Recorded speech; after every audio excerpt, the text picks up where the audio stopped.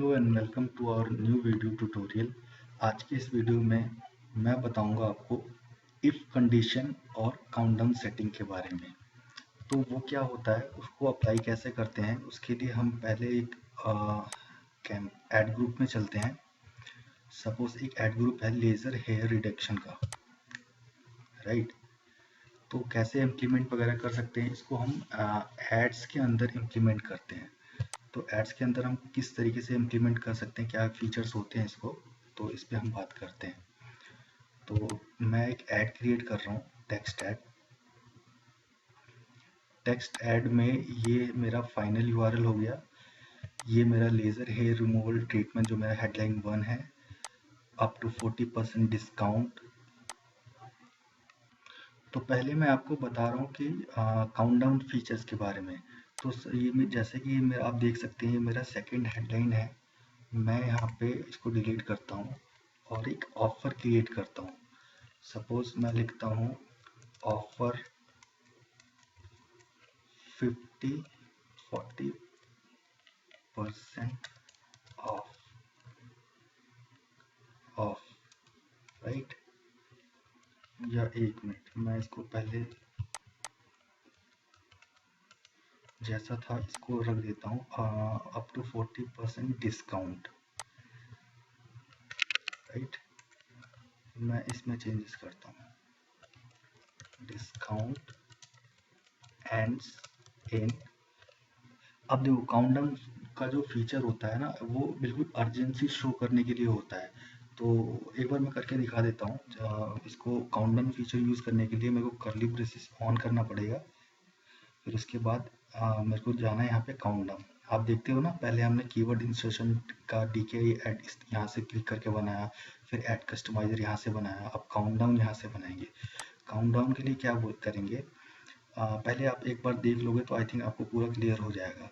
Suppose अब देखो यहाँ पे क्या है, काउंटडाउन एंड्स का डेट बता रहा है कि काउंटडाउन कब एंड होगा। मैं बोलता हूँ कि काउंटडाउन मेरा जो ऑफर है, डिस्काउंट का ऑफर मैं देता हूँ 20 तारीख तक के लिए, ठीक है। तो 20 तारीख को मेरा ये काउंटडाउन वाला ऑफर एंड हो जाएगा। अब ये पूछा सेकंड ऑप्शन में, काउंटडाउन स्टार्ट। अब इसमें पढ़ लेते हैं, इसमें क्या है, when you want this ad to start showing, right.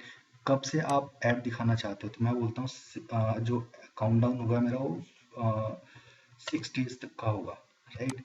अब ये पूछा टाइम जोन, तो टाइम जोन में अकाउंट टाइम जोन नहीं लूंगा, मैं ऐड व्यूअर टाइम जोन लूंगा। अब देखो आप यहाँ प्रीव्यू पे देखो, पहला हेडलाइन क्या था हमारा, laser hair removal treatment up to 40% discount. अब मैं लिख रहा हूँ कि डिस्काउंट एंड्स इन 3 डेज। देखो मैंने यहाँ पे एंड्स इन लिखा हुआ था और यहाँ पे 3 डेज ये बाय डिफॉल्ट आ रहा है। लेकिन अब जैसे मैंने यहाँ पे लिखा ना काउंटडाउन स्टार्ट 6, अब कोई यूजर मेरा सपोज मेरा एंड कब हो रहा है 20 को, अब यूजर ऐड देखता है 18 को, तो उसको दिखेगा डिस्काउंट एंड्स इन 2 डेज। अगर 19 को यूजर को ऐड दिखता है तो फिर उसको दिखेगा डिस्काउंट एंड्स इन 1 डेज। अगर वो उसको 16 को दिखता है तो उसको दिखेगा डिस्काउंट एंड्स इन 4 डेज। तो ये ना डायनेमिकली चेंज होता रहता है यूजर वो लोग टाइम पीरियड के हिसाब से, ठीक है। तो जैसे अभी मैंने 6 डेज लिख दिया कि 6 दिन पहले काउंटडाउन स्टार्ट हो जाएगा। तो अभी कितना है, 20 को मैंने एंड रखा है, 20 से पहले 6 डेज क्या होता है 14। मतलब अगर मैं अभी ऐड लाइव शुरू करूंगा, लाइव कर दूंगा, तो यूजर को दिखना शुरू हो जाएगा कि डिस्काउंट एंड्स इन 6 डेज। ये 3 डेज तो बाय डिफॉल्ट ही शो कर रहा है, बट जब यूजर को दिखेगा तो वो डेट के हिसाब से दिखेगा कि काउंटडाउन कितना बचा हुआ, राइट। और ये पूछा अकाउंट टाइम जोन, तो इसको छोड़ देते हैं ऐड व्यूअर टाइम जोन की, यूजर का जो टाइम जोन जहां से देखेगा ना उस हिसाब से वो काउंटडाउन सेट करेगा, राइट।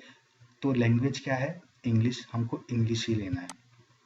देखो तो ये बिल्कुल आप देखो ना इस तरीके से कितना बेटर लग रहा है कि मैं डिस्काउंट दे रहा हूँ और ये वो जो डिस्काउंट कब तक के लिए है, 20 अप्रैल के लिए है, बट उसमें क्या है काउंटडाउन शो कर रहा है। तो एक अर्जेंसी क्रिएट होता है, एक हरी क्रिएट होता है कि जल्दी से आप ऑफर ले लो, परचेज कर लो, सर्विस ले लो, और ये आपका ऑफर जो है इतने दिन के बाद एक्सपायर हो जाएगा, ठीक है। तो ये तो था हमारा काउंटडाउन का सेटिंग जो आप यूज कर सकते हो। अब दूसरी चीज हो गई आपका है इफ कंडीशन के बारे में, है ना। तो मैं इफ कंडीशन लगाता हूँ, उसको लगाने के लिए हम क्या कर सकते हैं, फिर उस पे जाएंगे कर्ली ब्रेसेस। अब यहाँ रहा ना इफ फंक्शन, इस पे करता हूँ मैं क्लिक। इफ फंक्शन में क्या होता है, अब देखो यहाँ पे है डिवाइस, डिवाइस पे मैं क्लिक कर देता हूँ तो देखो मेरा डिवाइस है मोबाइल, है ना। इसमें क्या है कि जो भी मेरा ऐड है, ऐड कॉपी है, तो ये बोल रहा है कि आप डिवाइस वाइज भी ऐड को, ऐड का जो टेक्स्ट होता है उसको उसमें चेंजेस कर सकते हो, है ना। कि मोबाइल के लिए जो मोबाइल वाले यूजर हैं उनको थोड़ा अलग ही ऐड दिखेगा, और जो डेस्कटॉप वाले हैं उनको अलग ऐड दिखेगा। तो पूछ रहे क्या आप करना चाहते हो, तो मैं अगर मुझे करना है तो जैसे मैं लिख देता हूँ कॉल नाउ। जैसे कोई यूजर है मोबाइल से सर्च करता है तो उसको हम बोल रहे हैं कॉल नाउ। और ये पूछ रहा है अदरवाइज, अगर मोबाइल नहीं है, मोबाइल यूजर नहीं, डेस्कटॉप पे ऐड शो हो रही है, तो मैं उसको बोल देता हूँ कॉन्टेक्ट अस बोल दूंगा, या फिर मैं बोल दूंगा एनक्वायर नाउ। अब वो डेस्कटॉप यूजर क्या होगा, डेस्कटॉप पे जाएगा, क्लिक करेगा ऐड को, तो कहाँ लैंड होगा, लैंडिंग पेज पे। अब वहां से वो चाहे कॉल करे या फिर इंक्वायरी पेज पर इंक्वायरी हमको सेंड करे। तो ये एक तरीका है कि मोबाइल के लिए आप कुछ और टेक्स्ट दिखा सकते हो, आप कैसा भी बैटर क्रिएट कर सकते हो, है ना। तो मैं डेस्कटॉप के लिए कुछ और प्रीफर कर सकता हूँ, मोबाइल के लिए कुछ और। तो इस तरीके से आप डिवाइस वाइज भी ऐड टेक्स्ट में चेंजेस कर सकते हो। अब यहाँ एक देखो डिवाइस है और दूसरा है ऑडियंस। ऑडियंस में क्या है, ऑडियंस में ये बोला है ऑडियंस सेलेक्ट करने के लिए, तो इसका यहाँ पे मतलब ये है रीमार्केटिंग कैंपेन, RLSA।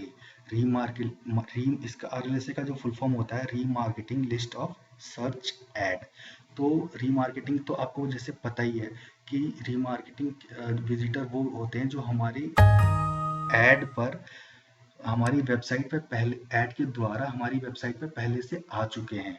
ठीक है, उन्होंने पहले कोई सर्च किया, सपोज सर्च किया लेजर हेयर रिमूवल ट्रीटमेंट, हमारी ऐड पर क्लिक किया और हमारी वेबसाइट पे गए, बट उन्होंने कुछ बिजनेस नहीं लिया, इंक्वायरी नहीं किया, कॉल नहीं किया, और वो वापस स्किप कर गए, वहां से बाउंस बैक कर गए। तो इसमें क्या होता है, अब मैं फिर चाहता हूँ कि अगर वो उन यूजर को मैं टारगेट कर सकता हूँ जो यूजर जो मेरे रीमार्केटिंग लिस्ट में है, मैं उनको फिर ऐड करना चाहता हूँ। अगर मैं उनको भी ऐड कर रहा हूँ, लिस्ट को इंक्लूड कर रहा हूँ अपने सर्च ऐड में, तो उनको भी मेरा ऐड शो होगा। बट उनको शो होगा, बट अगर वो मेरे पास दोबारा ऐड आ रहे हैं तो हो सकता है मैं उनको कुछ ऑफर वगैरह क्रिएट करके दूं, मैं चाहूँ कि उनको ऑफर दिखे, है ना। तो मैं यहाँ से सेलेक्ट ऑडियंस को यहाँ पे चूज कर लूंगा और उनके लिए कुछ टेक्स्ट यहाँ पे लिख दूंगा कि सपोज मैंने यहाँ पे 40% डिस्काउंट लिखा है, तो मैं यहाँ पे उनके लिए 50% डिस्काउंट कर सकता हूँ, है ना। जैसे मैं यहाँ पे जाता हूँ, मैंने यहाँ पे लिखा, इसको कर लेता हूँ कॉपी, हटाया इसको,